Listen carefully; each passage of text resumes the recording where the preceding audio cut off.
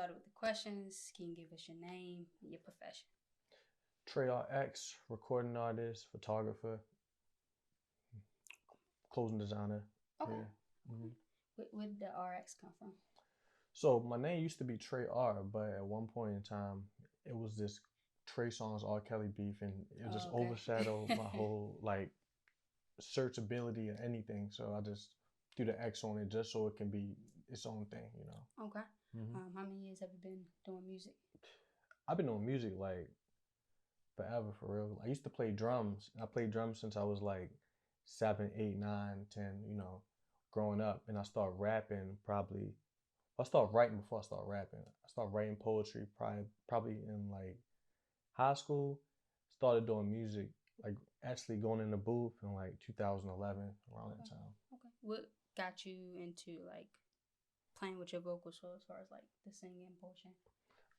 Somebody had made a comment. They said, "Have you ever sung before?" And I said, "No." Yes. And they said, "You should probably try it out." And I was like, "You know what? No, I'm not good on that." But then I really like started to like play with. I used to use auto tune and stuff, and pitch corrector and everything. And then I just like looked at a couple videos on YouTube and learned how to hold a note, learned a couple how to hold a YouTube tone. University? Yeah, Jeez. and it's, Okay. they got a lot of really good like warm up videos and stuff too, just so you can have a decent tone. You know. So do you think you can be like a vocal coach now? No, not at all. Why I, not? it's like so with that stuff, it's like anything. You got to do it every day. Like Mm-hmm. if I do it every day, I probably could be a whole lot better, you know. But it's like doing anything every day. Like you know how human beings are. We never try to do the best, Mm-hmm. especially if we trying to do something else. You know, Yeah, like yeah. the time when I was trying to get my vocals on point, I was actually trying to get the closing line together, and I was actually trying to like still learn a lot about photography. So Okay. you know, yeah, Okay. What's the name of the clothing line? it's called MPH. Okay. Mhm. Why you start that? Um, I always wanted to do something with fashion. I did something like years ago called 88 Fresh.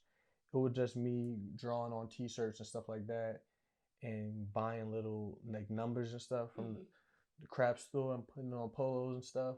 But I was in high school and I just felt like I didn't really have the time or the budget to really get something cool Mm-hmm. together, you know. So it took me some time to like learn everything, kind of like the singing stuff. Just learn the business, learn, you know, what the marketability for everything is, learn about different manufacturers and how to push it in a certain way. And then Gotcha. I really took it serious. So is it like cut and sew, or is it more so like graphic streetwear type Def- of? Definitely streetwear. I feel like streetwear in Baltimore kind of like it's not what it used to be. So I'm trying to like bring Mm-hmm. that back, you know. Okay.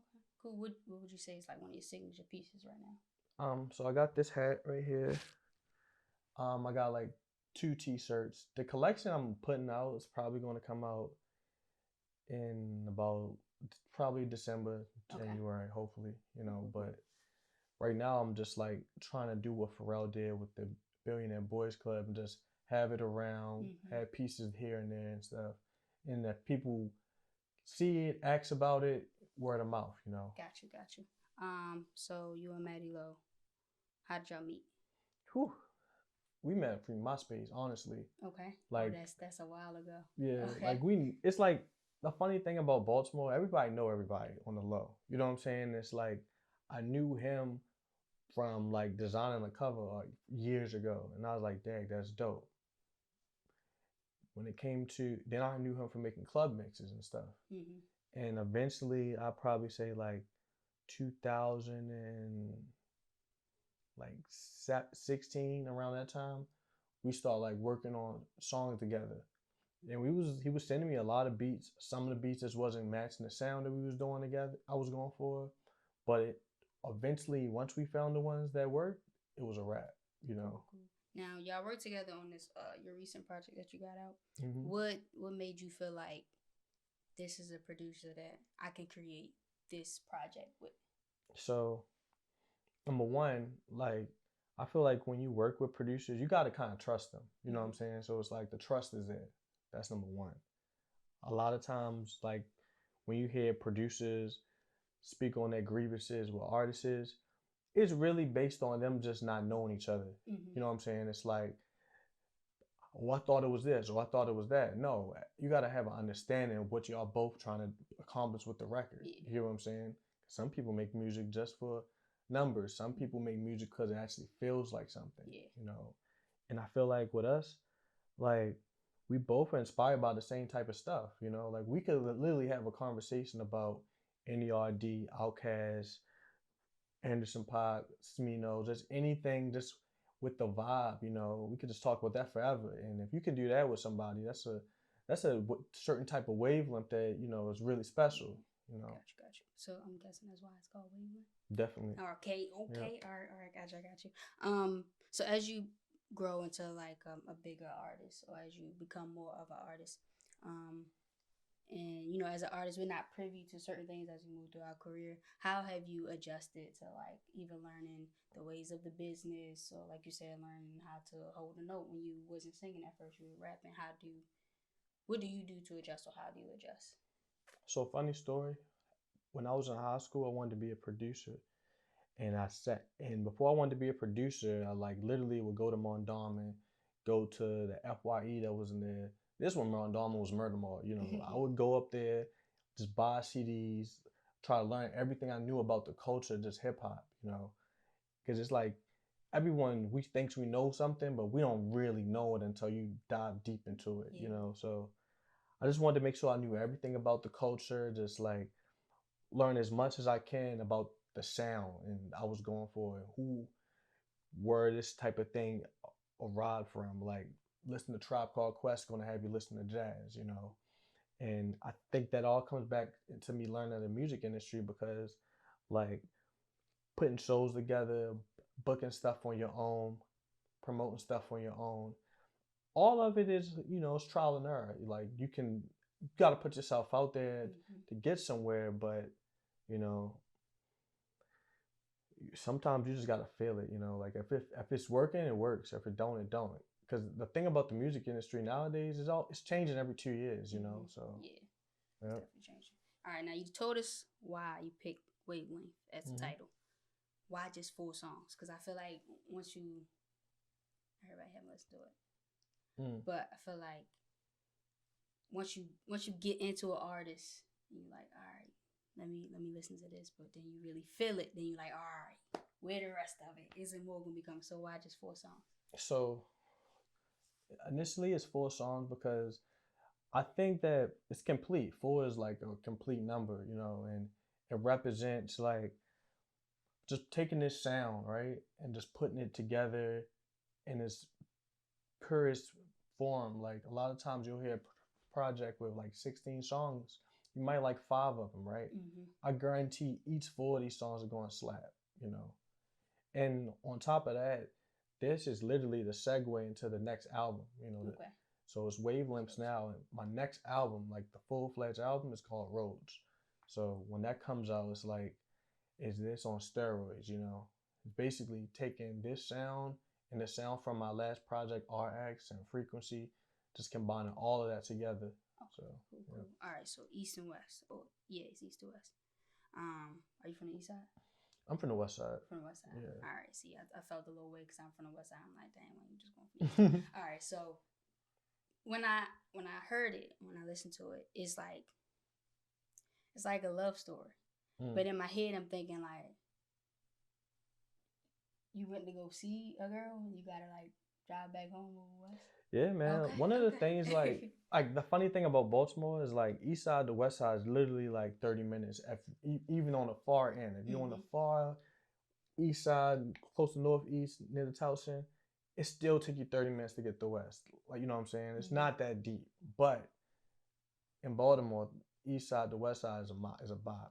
Yeah. Like if I lived in New York for a minute, and to take the train to go from Brooklyn to Harlem, that's like an hour, and people do that like it's nothing. Yeah, but definitely be busting it back and forth. Yeah. All right.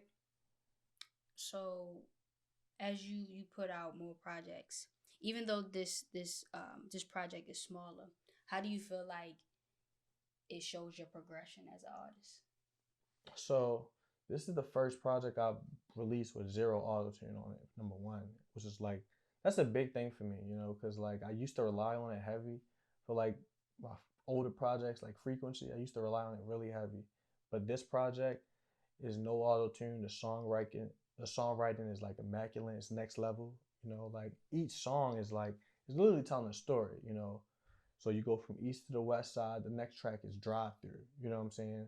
And it's like I'm here, and now I'll meet you at the drive through. You know what I'm saying? Mm-hmm.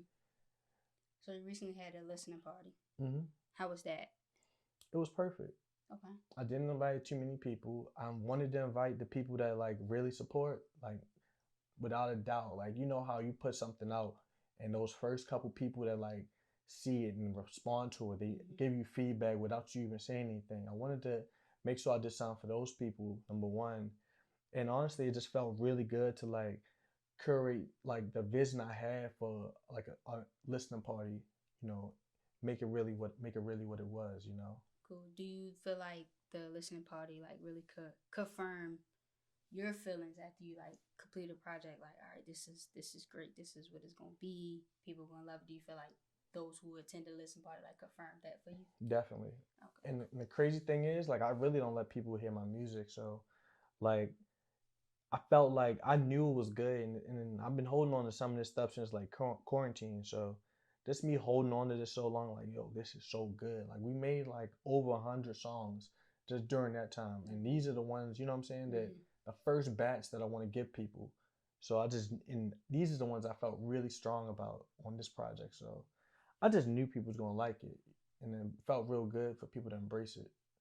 Okay. How are we going to be merging? I would say the music and the fashion. But you say you do photography as well. I do. How you balancing all three of those hats? So with the photography, I kind of like look and feel like I'm like kind of like a visual artist too. Prime example, like when it comes to like something like Instagram, something as little as that, right? Or something as little as like album art, right? Mm-hmm.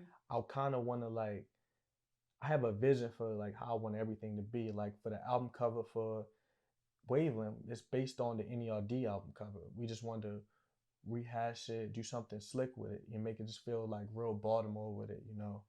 And on top of that, like I feel like combining the music with the fashion is like product placement, you know. Mm-hmm. Just I feel like a lot of my stuff is like it just feels like the music, you know. I can't really like say too No, I deep, get you. I but get it you. just feels right, you know. Okay. Cool. Cool. Cool. So what does 2023 look like for Trey RX? 2023 looks like a lot of performances, a lot looks like a lot of projects, a lot of collaborations, and it looks like um I'm gonna keep it a stack. Just really trying to do this independent thing as heavy as I can, like really dive deep into it. Mm-hmm. Like a lot of time, like growing, like starting up with the music, everything. A lot of times we kind of put ourselves in this position where we hold back on music. Oh, I gotta wait for this. I gotta wait to put this out. I'm not no record label. I don't have anybody Mm-hmm. I'm assigned to telling me to hold this back or do any of that type of stuff. So just put it out. You know what I'm saying? Like build your own algorithm and not rely on the algorithm, you know? Got you.